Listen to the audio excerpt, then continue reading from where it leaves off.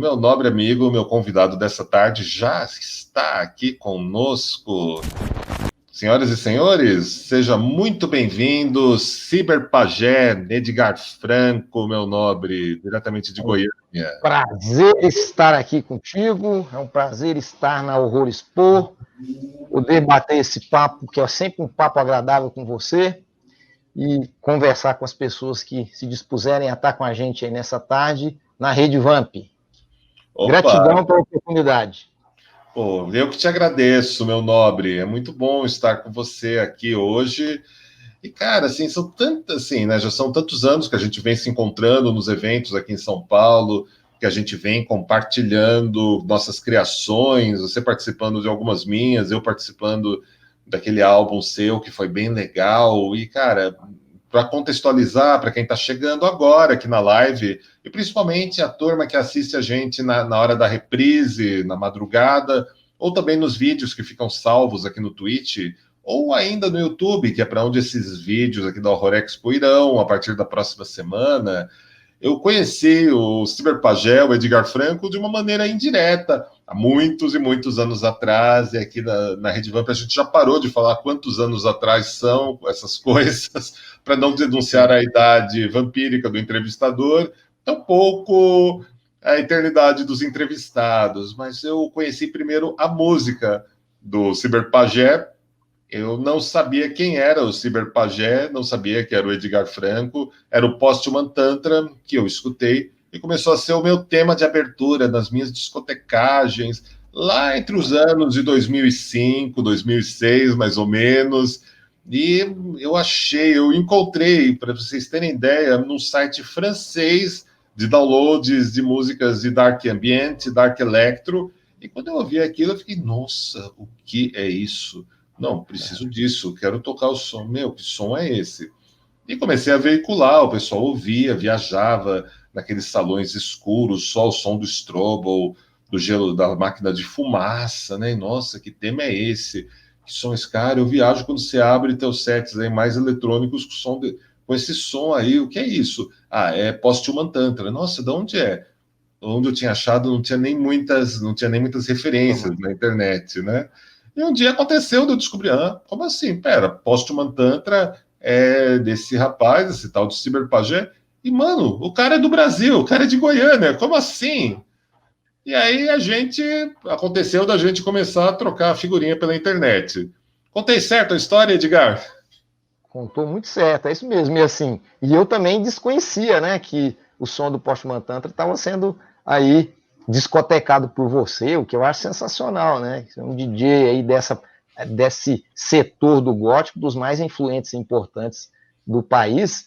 Então, quando você me contou essa história, eu fiquei muito feliz, porque realmente o Postman Tantra começou em 2004 e começou como um projeto experimental musical meu, com o objetivo de traduzir a Aurora Pós-Humana, que é o universo ficcional que eu criei, que eu uso para criações nas múltiplas mídias, que eu sou um artista transmídia, e era a ambientação sonora para essa Aurora Pós-Humana. E um futuro, a ideia, né, quando ela surgiu, era 300 anos no futuro, em que nós teríamos já uma evolução, entre aspas, dos processos aí hipertecnológicos, que permitiria a transferência da consciência para máquinas, né, para corpos robóticos, e também a hibridização tecnogenética de seres humanos com animais e vegetais. E é interessante porque eu acho que é um universo que ele tinha muito de questões distópicas, o planeta também já tinha passado por uma problemática complicada a partir do aquecimento global, e a gente tinha 5 continentes, mas muito menores, né? A gente tem nessa aurora pós-humana 5 continentes, mas menores do que os continentes que a gente tem atualmente. E assim, é algo curioso, porque eu era musicista na minha adolescência, eu tocava contrabaixo em banda de heavy metal. Eu fui descobrir o eletrônico mais tardiamente, e fui me interessar em fazer música eletrônica, até porque quem é do metal tinha até um pouco de preconceito com essa coisa do eletrônico, né? E quando eu fui me envolver com a música eletrônica, eu achei fascinante, né? E me adentrei por esse mundo de uma maneira que jamais deixei, né, me tornei realmente um musicista, o Postman Tantra, você falou aí, eu até separei alguns materiais aqui, né, da sua participação incrível nesse material aqui, que é um tributo lançado na Inglaterra, né, em 2014, quando o Postman Tantra comemorou 10 anos de existência, quer dizer, agora a gente já está com 16 anos de existência, e aí eu reuni, tem bandas de 5 países diferentes fazendo versões para as músicas do Postman Tantra, um trabalho assim muito bonito e fascinante de perceber que, quer dizer, uma gravadora lá de fora, como você falou, o Postman Tantra nos primeiros álbuns, ele teve uma penetração global, né? Eu fui a primeira banda, minha banda, o Postman Tantra, foi a primeira banda de Dark Ambient a assinar com uma gravadora europeia para lançar álbuns oficiais na Europa. A gente lançou álbum na França, lançou álbum na Suíça, lançou álbum na Inglaterra, depois lançamos álbum no Japão, na época em que ainda se lançava CDs, em que as pequenas gravadoras tinham interesse no material físico, isso a gente sabe que está caindo por terra atualmente, mas lancei muitos materiais por lá, né? Aqui, por exemplo, ó, esse trabalho aqui que você tem, que é o New Cortex Plugin, que é o primeiro CD do Postman Tantra, álbum oficial lançado na Europa pela Legatus Records. Esse aqui, inclusive, é a versão promo dele, né? Porque ele é caixa de acrílico, tudo bonitinho. E esse álbum, por exemplo, eu dei entrevista para vários países europeus, Rússia, Itália, Alemanha, a partir da circulação que esse material teve, né, na Europa. E depois, pela Legatus também, eu lancei esse aqui, que é o Transhuman Reconnection Ecstasy. Esse é de 2010, o New Cortex Plug é de 2007. E venho lançando materiais desde então, desde 2004, com o Postman Tantra, que se tornou algo inusitado, porque aí em 2010 o Postman Tantra deixa de ser uma banda de estúdio, passa a ser uma banda de palco, mas passa a ser uma banda de palco, como você sabe, levando algo inusitado, que é um trabalho performático. E aí nós vamos para o palco e eu vou levar atos da Aurora Pós-Humana para o palco, inclusive sendo a primeira banda também no Brasil, quando realidade aumentada era algo que ninguém tinha ouvido falar, lá em 2010, nós começamos a utilizar efeitos de realidade aumentada no palco. E isso, nós fomos, inclusive, isso foi divulgado no Brasil e no exterior, né, a utilização dessa tecnologia, que depois veio a ser muito conhecida lá com o Pokémon GO, alguns anos depois, e nós seguimos utilizando esse tipo de estratégia, né, para trazer a perspectiva e as reflexões sobre esse universo ficcional da Aurora Pós-Humana, que é um universo tecnoxamânico, tecnognóstico, em que eu discuto, em todas essas minhas narrativas, o embate entre a aceleração hipertecnológica, os aspectos gnósticos que ainda permanecem vivos e fortes na nossa vida, né? As buscas transcendentes e a guerra contra essa obsessão do ser humano pelo lucro, principalmente das multinacionais. Então, assim, é um trabalho de contestação e que se enquadra dentro de uma estética cybergótica, eu diria, né? Eu diria que cybergótica, um pouco industrial. O trabalho do Postman Tantra, as pessoas sempre tentam enquadrá-lo. O que o som do Postman Tantra, o que é? Então, assim, dentro do Dark Wave, as pessoas Dark Ambient, e depois também não acham que é Dark Ambient, é mais experimental. E eu nem fico muito preocupado com isso, porque a minha preocupação é produzir essas ambiências sonoras e criar essas histórias, porque algo que percorre todo o trabalho do Postman Tantra, e que o diferencia, inclusive, dos outros projetos dentro do universo Dark Wave, é que todos os álbuns são conceituais e todos contam histórias dentro da Aurora Pós-Humana. Quer dizer, esse álbum aqui, o último álbum que a gente lançou em CD ainda, depois eu comecei a lançar singles, tenho lançado mais singles, né? Ainda não lancei um álbum, mas o começo do ano que vem tem um álbum para sair aí, um novo álbum, mas esse aqui, que é de 2017, né? Que é o Lúcifer Transgênico, é o primeiro álbum todo em português. É interessante porque foi a primeira vez com uma gravadora brasileira. Eu já tinha lançado materiais assim, como eu falei para você, França, Itália, Inglaterra, Japão, e a primeira vez que um selo, né, brasileiro me convidou para fazer um lançamento no Brasil, que é a Chaos Records, né, lá de Curitiba, e ele falou, a gente quer lançar um material do Postman Tantra, tal, e aí, inclusive nem essa versão, que essa versão é a versão lançada na Inglaterra, pela 412, selo inglês que lança os meus materiais lá, né? A versão brasileira é em slipcase normal, né? Aliás, é em caixa de acrílico normal. Essa aqui é em caixa de DVD, é um negócio mais caprichado lá que a gravadora inglesa fez. Mas esse trabalho, por exemplo, ele conta uma história que tem tudo a ver com o que a gente está vivendo agora, né? Com essa questão da pandemia, que é justamente uma catástrofe pandêmica que chega no planeta Terra e destrói boa parte da espécie humana. Poucos sobram, e aí esses poucos, infelizmente, eles ainda vão ficar obcecados com a questão do ego, do poder, da dominação, e aí a espécie humana ela chega no seu final. São 6 músicas, que na verdade são 6 atos dessa desconstrução do planeta, né, o fim da humanidade, porque o que acaba no planeta nessa história é a espécie humana. Só que aí a Gaia vai voltar a se desenvolver e mutar e transmutar e vai fazer nascer uma nova espécie no planeta, consciente e senciente, que vem a substituir a espécie humana que vai ser extinta nessa pós-humanidade. Então a pós-humanidade aqui é pós mesmo, é uma pós-humanidade sem humanos nesse trabalho. E nessa pós-humanidade surge uma espécie que ela surge nessa perspectiva de senciência mais selvagem, conectada com Gaia, sem essa ideologia de lucro, de distanciamento desse aspecto selvagem. E o nome da espécie é espécie luciferiana. Por isso que é Lúcifer Transgênico o nome do álbum. E são 6 atos, né? O primeiro é Colapso Glorioso, que é justamente quando está acontecendo o fim da espécie humana devido a essa problemática que eu falei. Depois é Entretene Morte. Os últimos seres humanos ainda ficam obcecados com entretenimento e acabam morrendo também pela influência do entretenimento, que não conseguem se mobilizar, né? Então tem os caras que estão no poder e tem aqueles que estão se entretendo, e esse restante da espécie humana acaba se extinguindo. Desanimalização, que é a última faixa quando a humanidade acaba, né? Quer dizer, que é o fim do nosso aspecto animal por completo, e nós somos... E aí vem a outra faixa, que é Enterro Cósmico, que é o fim do último ser humano, quando a espécie humana acaba.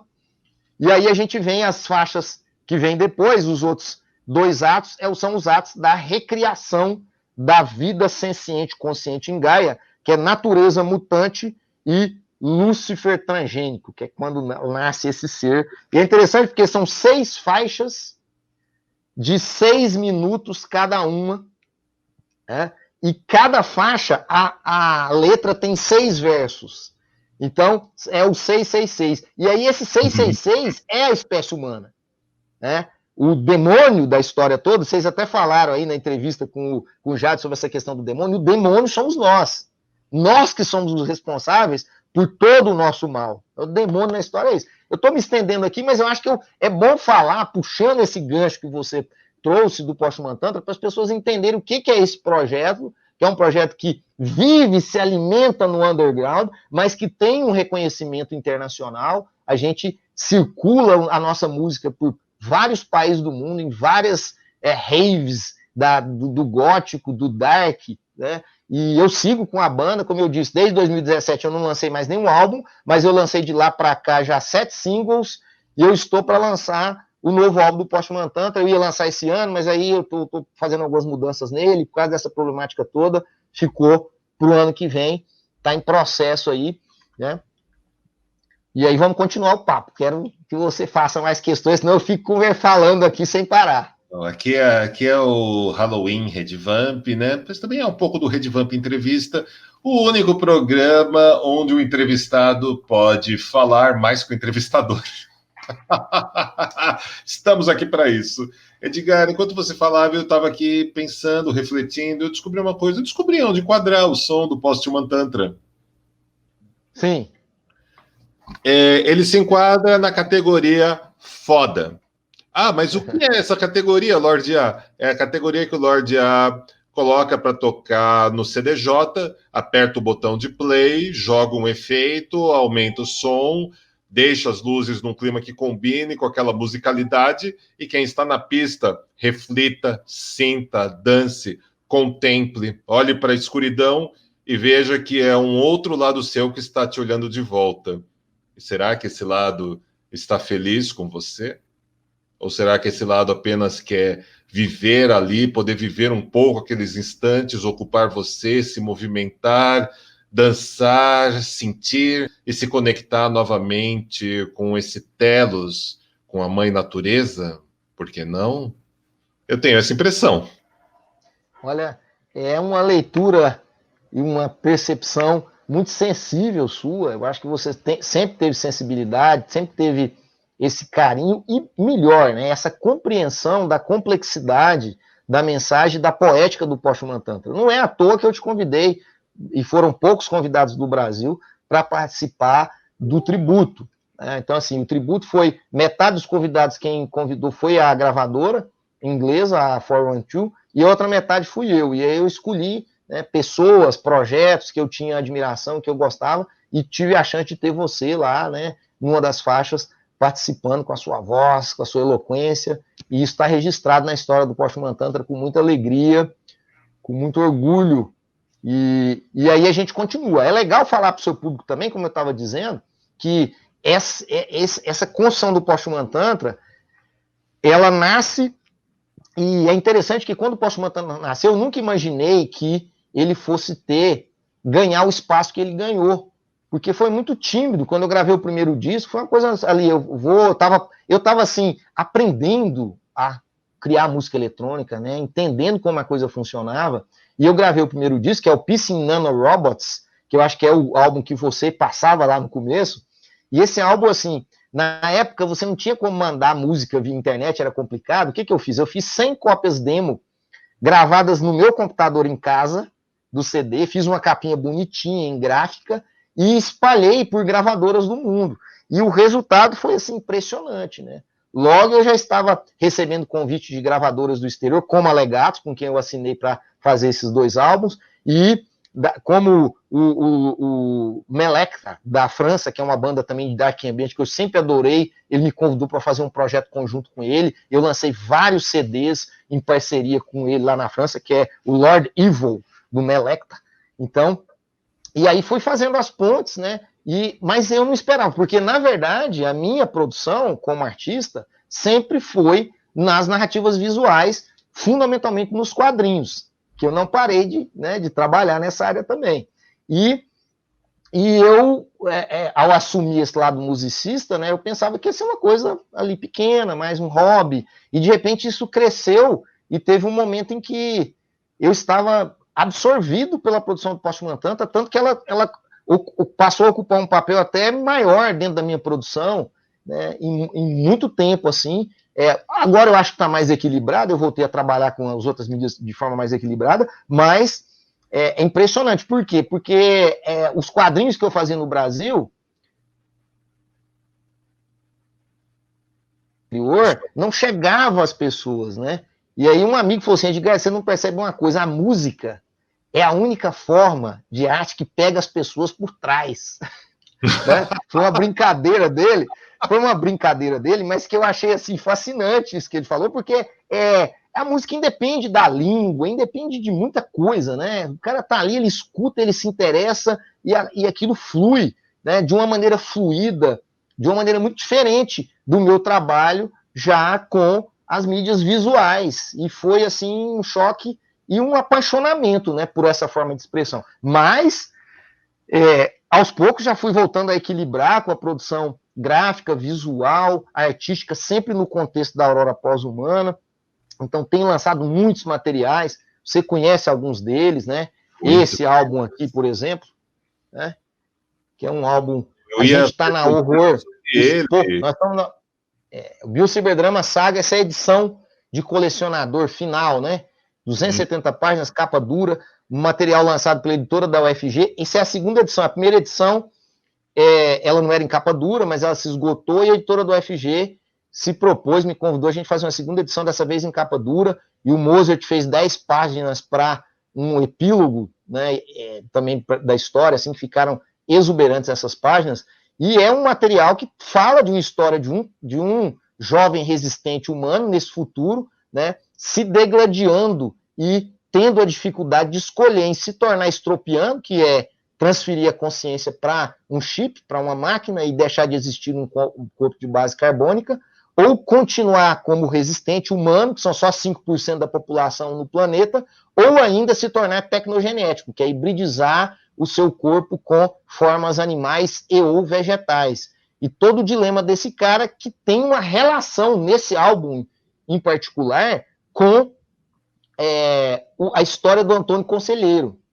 Porque o personagem principal, já dando o spoiler, né, na vida adulta, são 3 fases da vida dele. Então, na vida dele já como idoso, ele vai acabar se isolando e criando uma comunidade de humanos resistentes para resistir a essa cultura e entrar em embate com essas culturas tecnológicas. E aí, assim, é um trabalho que rendeu muita crítica positiva, concorreu ao HQ Mix, concorreu ao Ângelo Agostinho, os prêmios principais de quadrinhos no Brasil, e assim, chegou a gerar estudos. Atualmente tem uma moça lá na Universidade da Califórnia fazendo uma pesquisa, ela é chilena, sobre o pós-humano na América Latina, nas narrativas. Ela está estudando esse material aqui, né, um dos estudos, inclusive já lançou um artigo em que ela analisa a questão racial pós-humana no contexto desse álbum do Bill Cyberdrama Saga. E tem 2 pesquisadores, um de Cambridge e uma de Cambridge e um de Bristol, na Inglaterra, que lançaram um livro lá pela editora da Universidade de Oxford, que é Post-Humanism and the Graphic Novel in Latin America, e eles dedicam um capítulo desse livro a analisar a minha obra com o Post-Human Tantra e esse álbum, que é o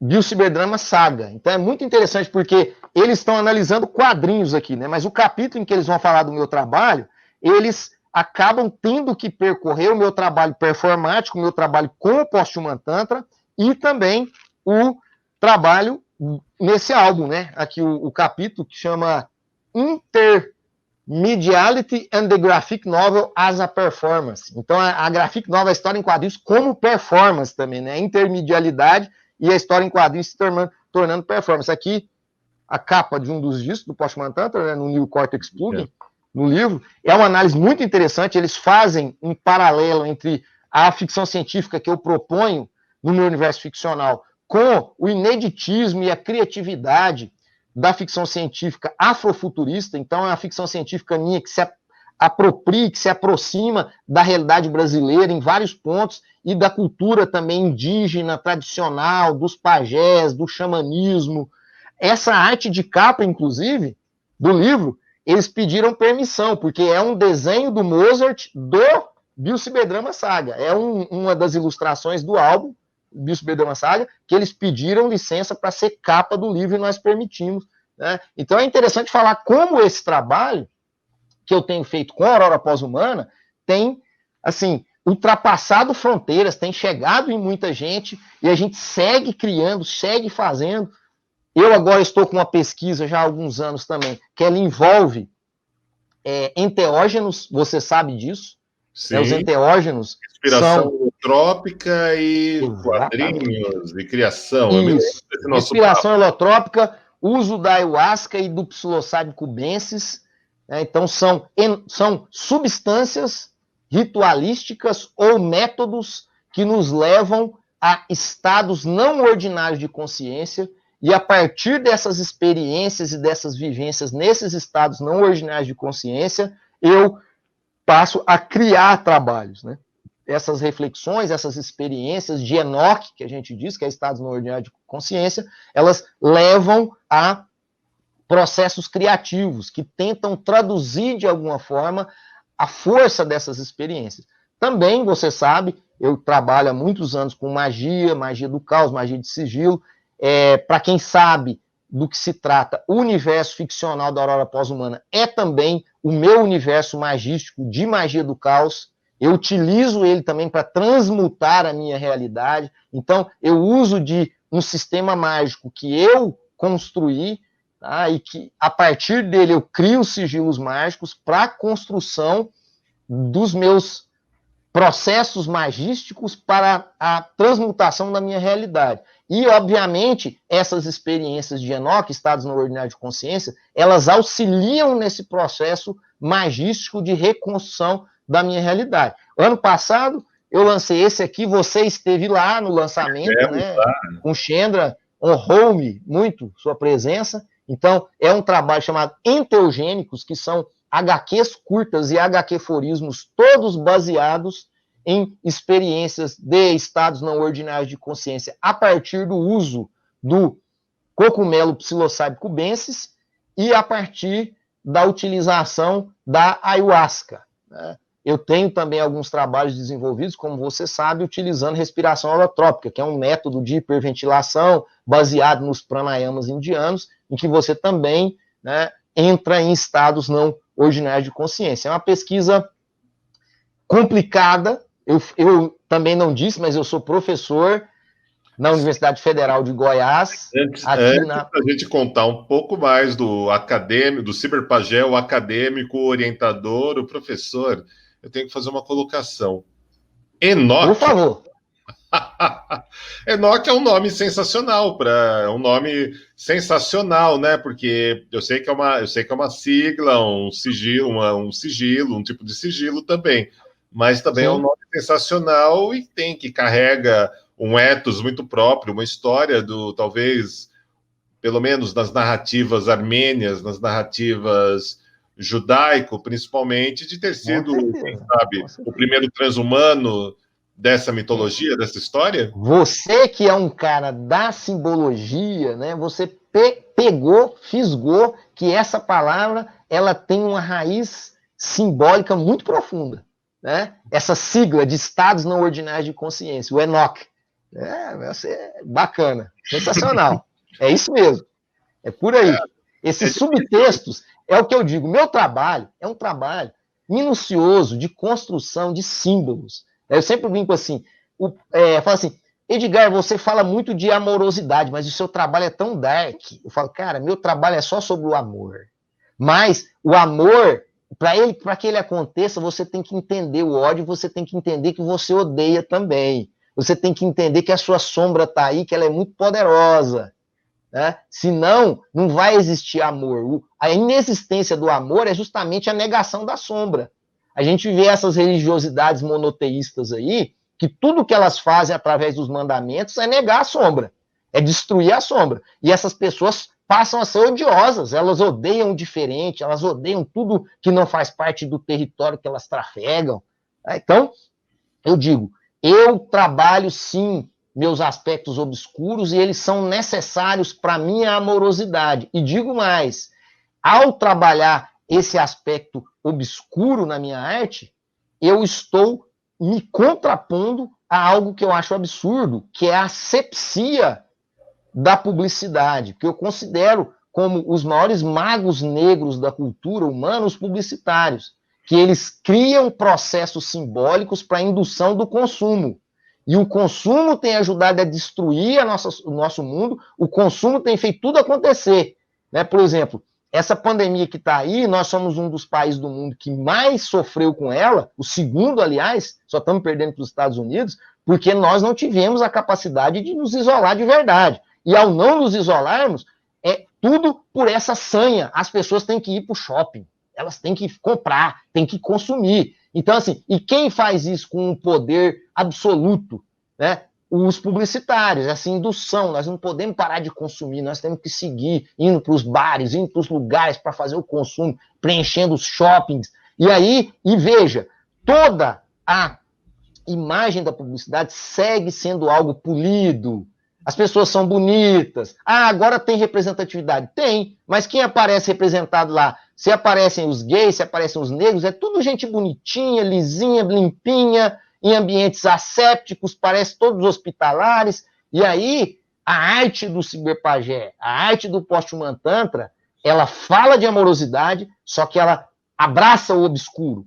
A publicidade te conduz para a obscuridade, para a sua autodestruição através da obsessão do consumo, para a destruição do planeta através de uma visualidade toda fofinha, bonitinha, limpa e asséptica. Magnífico.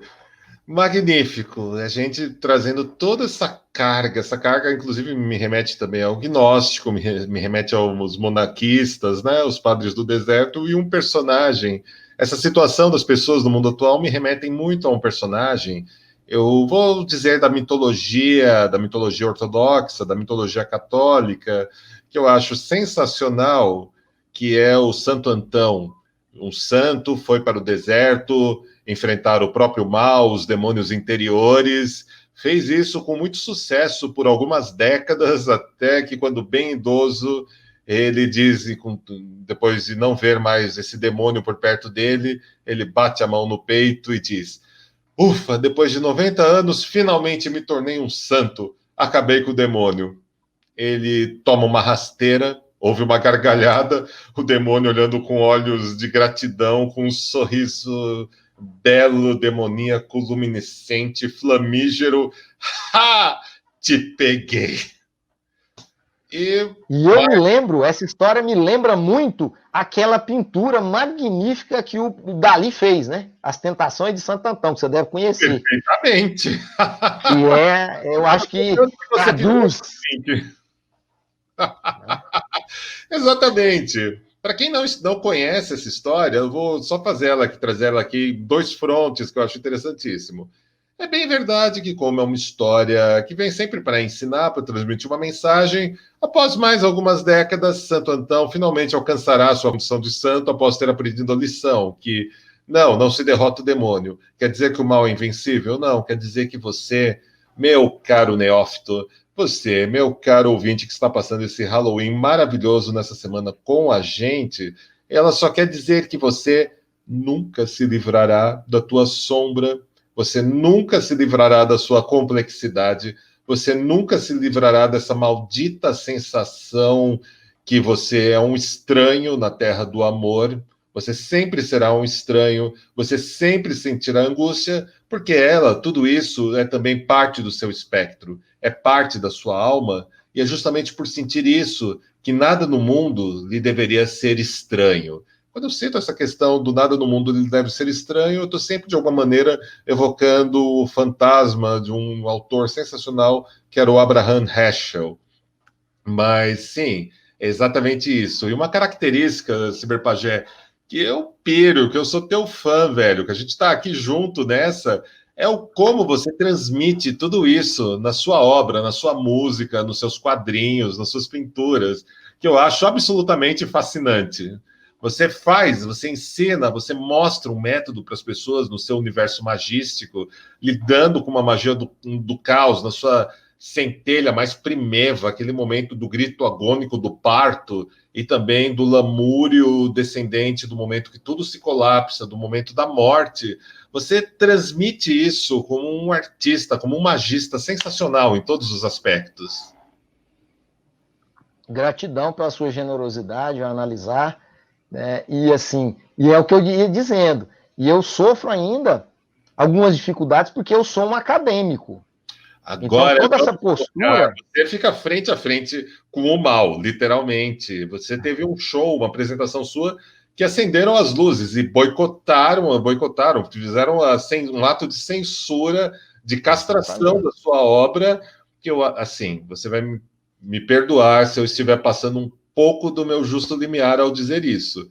Mas sofrer um ato de censura desse nível, dentro do ambiente acadêmico, é o grande atestado do sucesso da tua obra, ao meu ver, como um pesquisador, como um autor, como um espírito criativo capaz de chegar e mexer e tocar fundo com a sua criação e conseguir uma reação que eles precisam negar tudo isso.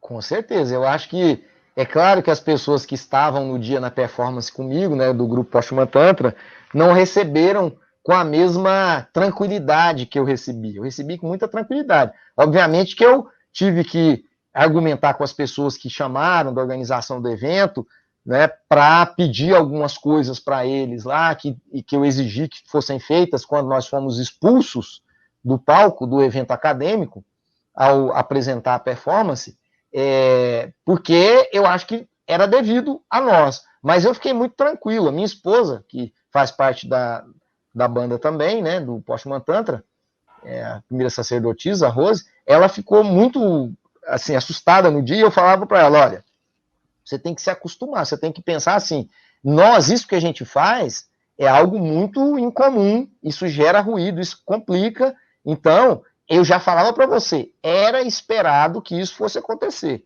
né, e vai acontecer mais vezes, porque eu sou da premissa de que a arte genuína, ela é aquela que gera ruído e que ela mexe com a cabeça das pessoas. O resto é entretenimento. O Postman Tantra não está aí para entreter ninguém. As pessoas podem se entreter com o Postman Tantra, mas o objetivo do Postman Tantra é gerar reflexão. Eu lembro do Alan Moore, uma coisa que ele fala que eu concordo plenamente, que ele diz o seguinte, olha, o artista dá aquilo que as pessoas precisam. O entertainer dá aquilo que elas querem. Aquilo que elas querem. Então, assim, o Postman Tantra, o meu trabalho como artista,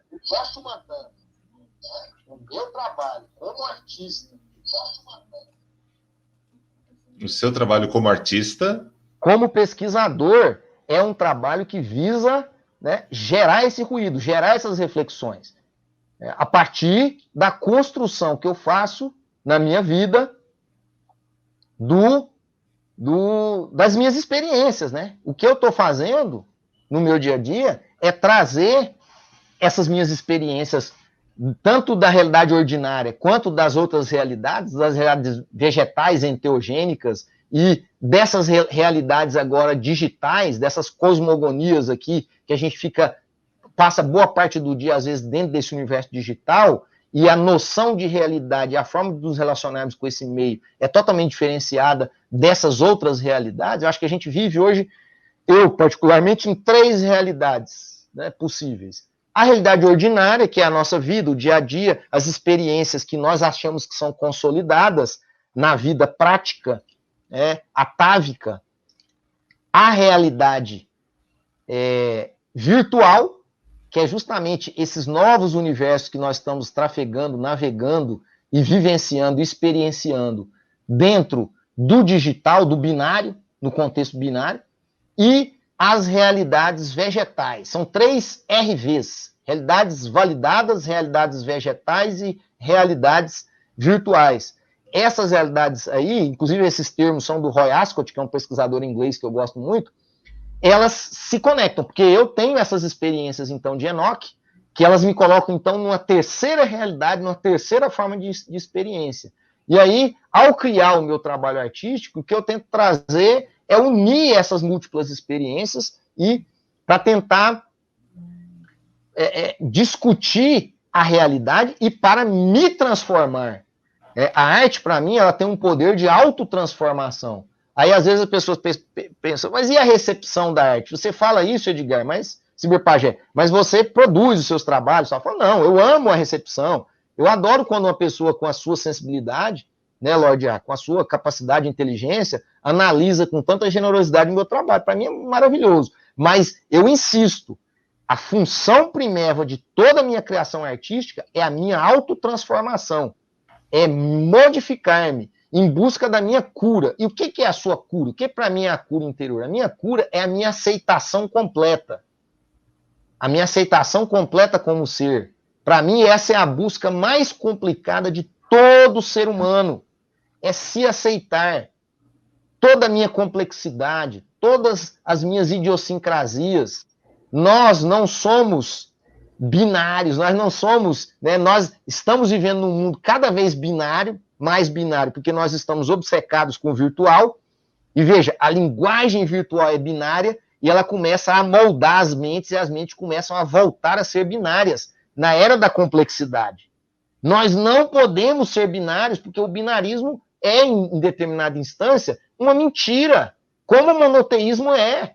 A gente tem religiões que têm múltiplas deidades, você pode se inspirar nessas deidades, como as religiosidades de base aí africana, né, que você tem múltiplas deidades, isso é tão lindo.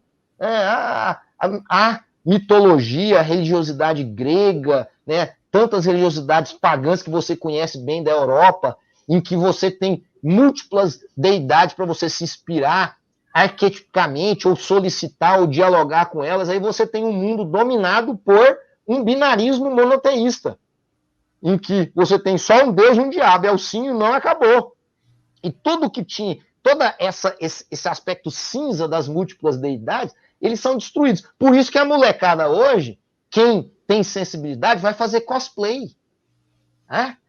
Você tem cosplays e cosplays, todo mundo assumindo aí, porque você não consegue mais encontrar formas e forças arquetípicas nas religiosidades, que estão cada vez caminhando mais para esse binarismo.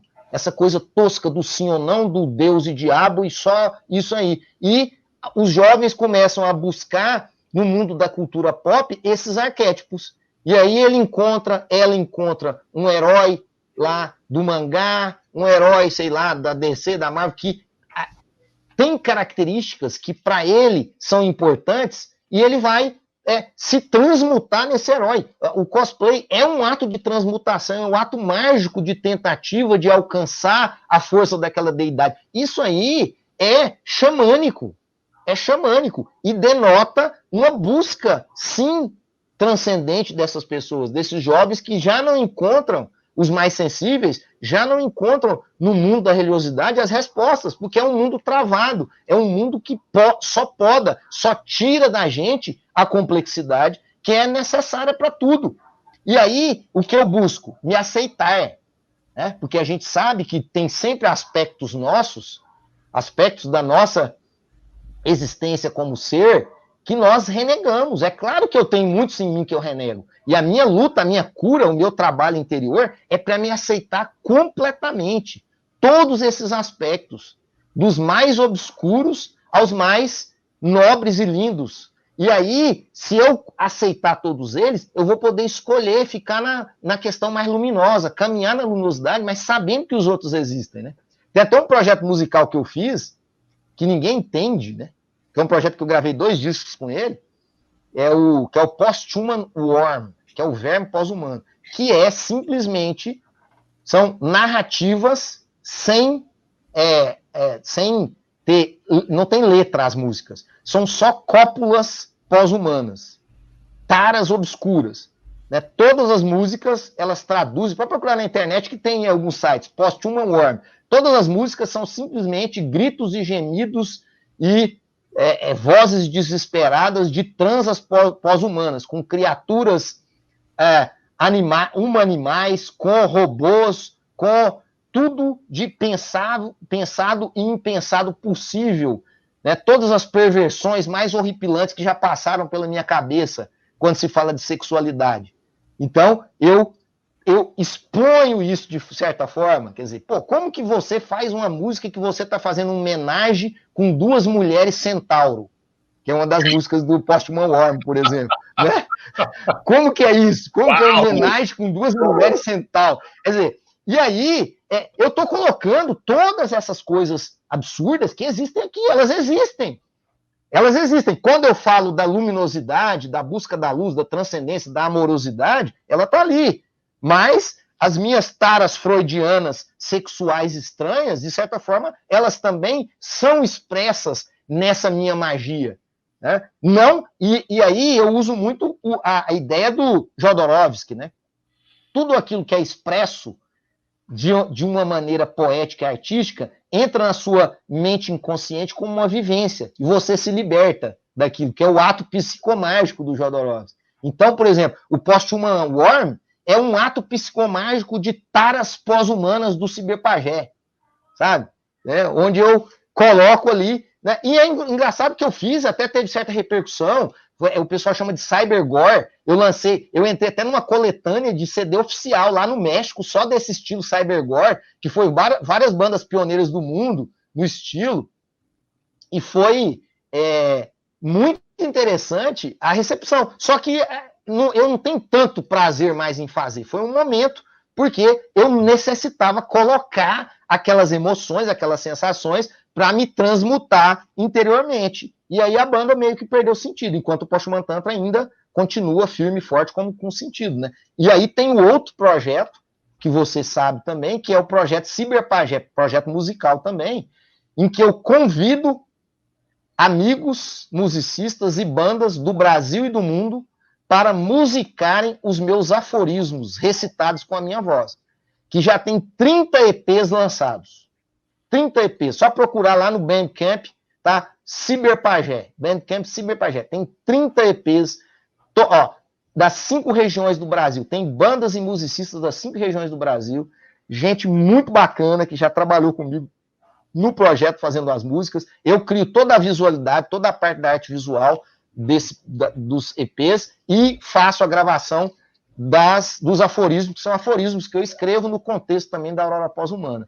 E aí as bandas convidadas têm toda a liberdade para criar as atmosferas. Então a gente tem trabalho desde o blues, passando pelo noise, né, e chegando à música, ao rock progressivo, né? Há muitas experiências dentro do espectro do Dark Wave, né? Tem um projeto de um grande amigo, que é o Gorin, que já fez algumas parcerias comigo, que é no estilo Witch House lá, né? Então, o projeto, tem gente do heavy metal, do rock, que já fez também. Então, é um projeto que ele permite essa minha conexão com bandas e musicistas que eu me identifico. Então, eu faço o convite. E tem isso também. Então, a gente tem trabalhos que tem uma qualidade assim de gravação, porque são bandas mais conhecidas. Por exemplo, o pessoal do Imago Mortis, dos 2 egressos do Imago Mortis, que são dos Mensageiros do Vento, gravaram comigo. Então, assim, uma coisa feita em estúdio, com muito cuidado e tal. E a gente tem coisas mais simples, com uma gravação um pouco mais primitiva. Não importa. O que importa é essa conexão com outros artistas,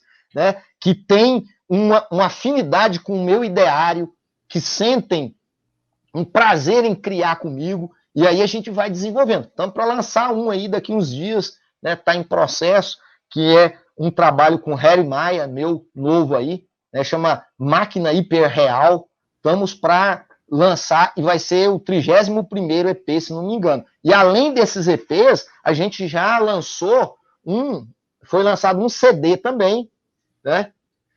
Em que eu reuni 21 bandas de 5 países diferentes, musicando, então, os meus aforismos, que chama Egrégora. São 21 bandas, 5 países do mundo, e musicando aí o Postman Tantra. Interessante que esse CD, inclusive, é encartado numa revista, que infelizmente ela acabou, que é a Gatos e Alface, foi o número 6, que foi um número dedicado ao meu trabalho. Tem entrevista comigo, tem histórias em quadrinhos minhas também, e aí veio encartado esse EP, que também tem todos os materiais que eu estou mostrando aqui, tem a arte minha, com exceção do Bilciberdama Saga, que foi desenhado pelo Mozart Couto, que é um artista reconhecido aí no mundo inteiro. Nobre, assim, eu fico fascinado com o seu universo magístico, e eu adoro cada instante desses nossos papos. A gente transita do xamanismo aos gnósticos, dos monásticos à contemporaneidade, e é verdadeiramente impressionante a amplitude, a abrangência de tudo isso. Meu nobre amigo e irmão, assim, infelizmente, a gente tem um espaço de tempo aqui no Halloween Horror Expo, onde a gente vai recebendo nossos convidados, e a gente tem uma carga de horário para cumprir aqui, mas você sabe que você já está oficialmente, você não está convidado, você está intimado a voltar na Vox Vampírica e na Rede Vamp Entrevista, onde a gente não tem limite de tempo, e aí a gente voa e a gente leva esse pessoal todo junto com a gente para bem longe. Estou muito feliz mais uma vez, alegre, muita alegria no coração de estar aqui com você, de ter essa chance de falar com você, né? Aproveito para recordar o meu amado pai, para a gente fechar aqui, que nos deixou esse ano pela Covid. Cuidem dos seus, protejam aqueles que vocês amam. Meu papai se foi, é um cara que eu devo tudo que eu sou, toda a minha construção de ser a ele, uma das pessoas que eu mais amava no mundo, inclusive uso agora para sempre, até eu passar desse estágio para outro, o relógio que ele usou por 52 anos, usou mais tempo do que a minha vida, né? Porque eu estou com 49 anos, ele morreu, e eu fiquei com esse relógio dele aqui, que de certa forma traz essa energia aí atávica da existência dele, e ele gostaria muito de escutar esse papo, ouviu outros papos nossos, né? Aquela entrevista que eu dei para a Rede Vamp lá radiofônica, alguns anos atrás, ele ouviu, gostou muito, e eu tenho certeza que ele gostaria. Onde ele estiver, ele está nos acompanhando aí. Um grande abraço, meu papai Dimas, e, ó, foi fascinante estar com você, minha gratidão ao Horror Expo, minha gratidão à Rede Vamp, sigamos firmes e fortes, conte sempre comigo. Abraço, Estamos são do juntos. Ciberpajé! Ciberpajé. Esse, meus nobres amigos e amigas, foi o nosso convidado foi o nosso primeiro convidado dessa tarde, aliás, segundo, o Jadson já esteve aqui com a gente, mas foi o Ciberpajé, diretamente de Goiânia, e vocês têm que conhecer o trabalho dele.